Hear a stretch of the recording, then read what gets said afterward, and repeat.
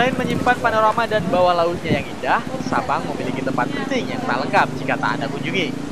Tugu kilometer 0 pertanda batas wilayah Indonesia. 0 km paling barat Indonesia di Sabang ini memang memiliki keindahan panorama alam yang luar biasa. Dari tempat ini, Anda bisa langsung menatap luasnya Samudra Hindia karena titik 0 Sabang berada bersebelahan dengan Samudra Hindia.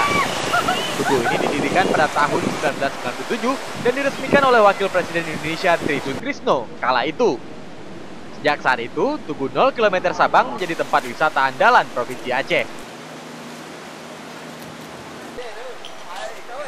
Ramai turis lokal maupun mancanegara yang telah singgah di tempat ini.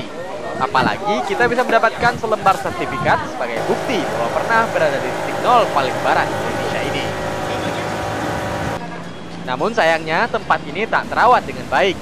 Ulah tangan-tangan jahil membuat Tugu 0 Indonesia ini dipenuhi coretan-coretan.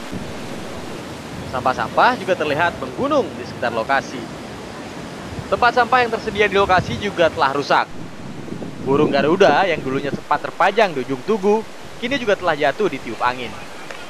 Ya, gimana ya, kebersihannya tuh kurang. Kan sampah-sampah masih berserak di sini. Soalnya ini kan orang banyak yang mau ke sini. Terus turis-turis tuh nanti kan ke sini kan. Kalau datang ke sini lihat Indonesia itu nggak kan jorok. Jadi kan kita agak kurang bangga gitu. Para pengunjung berharap pemerintah Kota Sabang memugar kembali Tugu titik 0 Indonesia ini. Jika tidak, lama-lama Tugu 0 km Indonesia akan berubah nilai menjadi 0 besar. Dari Sabang, Taufik Lana melaporkan untuk Aceh Video.